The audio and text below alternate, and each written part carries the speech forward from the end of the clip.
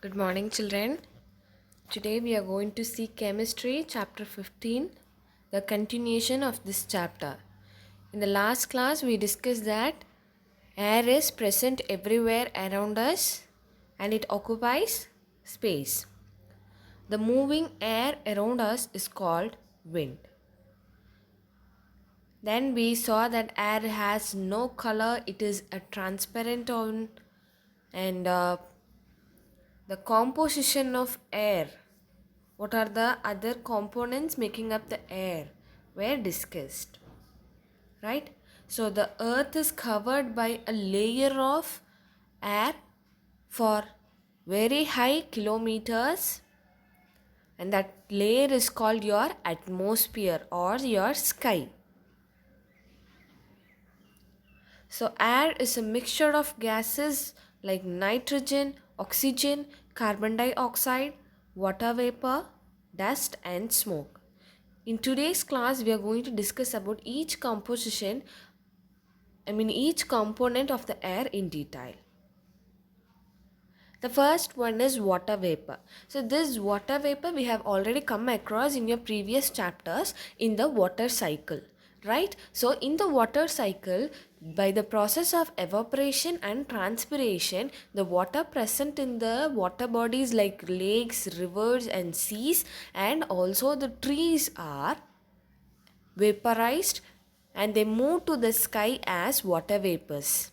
Yes or no? So, from the plants and from the water bodies, the water is carried away as vapors to and reach the sky.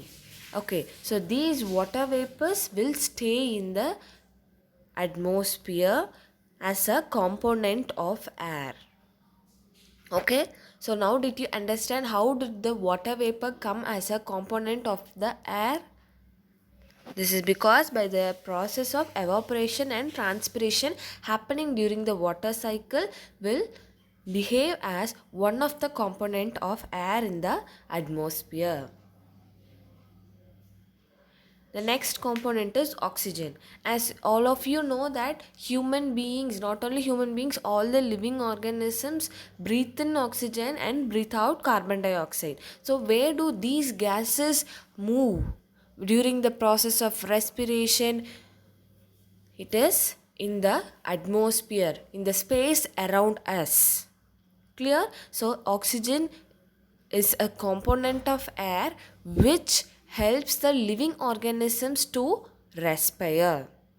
Not only oxygen, carbon dioxide is also again a gas which is involved in the respiration, is a component of air. Okay. So oxygen helps in burning. When you want to put up a flame, you need oxygen there. If there is no oxygen, the fire does not come. Okay, so only in the presence of oxygen the burning happens. Now this is an activity. Everybody would have noticed this in your house.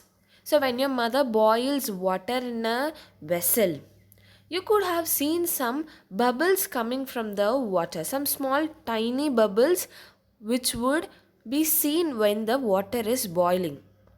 This is because the air which is present inside the water will be seen as bubbles. As I told you already, air is present everywhere around us. In all the articles, including the water, has air. Okay, in chemistry point of view, if you have seen, water is having chemical formula H2O. H2O is hydrogen and oxygen. Okay, so oxygen is again a component of air. So that is the result of the bubbles in the water when we boil them. It indirectly tells that water has also air dissolved in it. The aquatic organisms and the organisms which are present in the soil like your earthworms and all the insects, ringworms and all. Okay, so these organisms also require oxygen. As I told you already, all the living organisms need oxygen for their survival, for their growth and their life. Okay, air is essential for burning. Now, this is an activity. You have two candles. Okay, both the candles are lighting up. Okay, now what you are going to do is you are going to close one of the candle with a container. Okay, the one which is closed will extinguish. Will extinguish in the sense the flame will put off. The reason is when you close a candle which is burning with a container, the air is not present inside the container. Okay, so when there is no air, burning cannot happen. Only in the presence of air, only when in the presence of oxygen, the burning can happen. So that is why you could see two candles. The one which is left free burns, while the other which is closed with the container is put off. The reason is there is no oxygen for burning. The next component of air is nitrogen. So where do we come across the word nitrogen? In the previous chapters we discussed.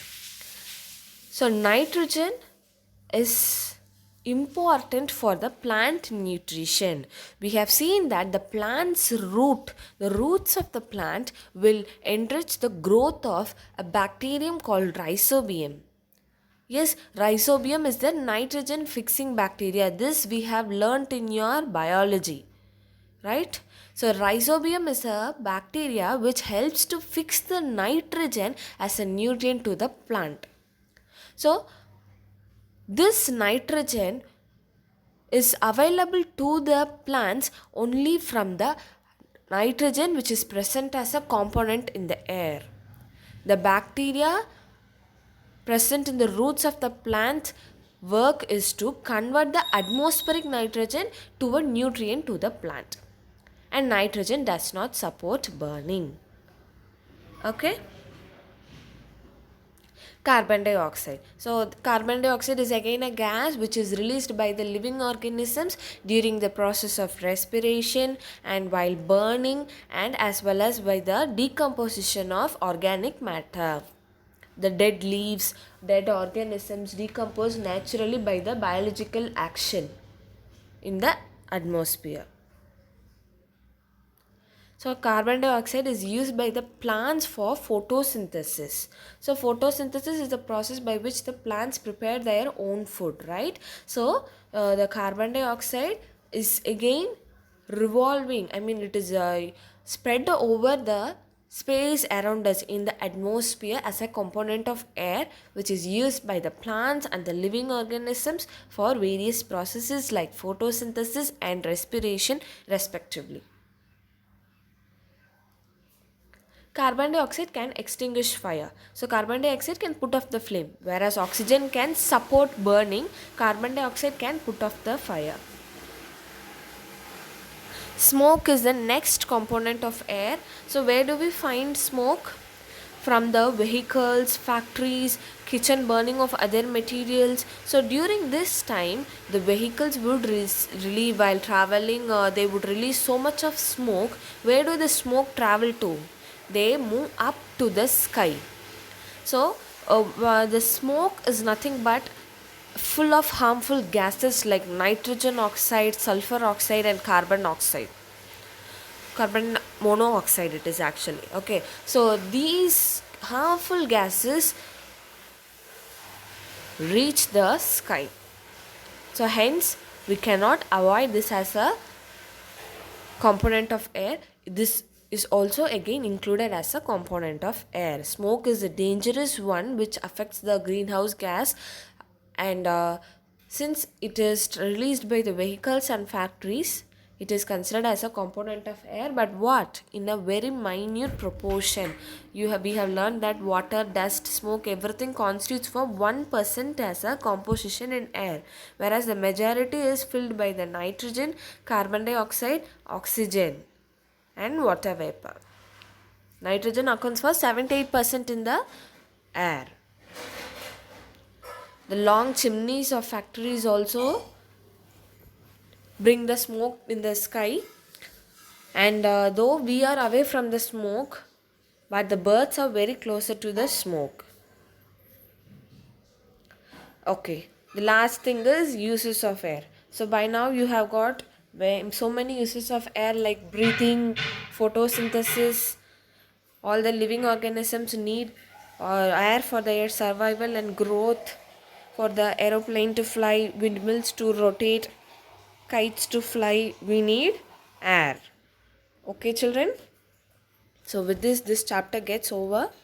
Kindly read this chapter in textbook. Thank you.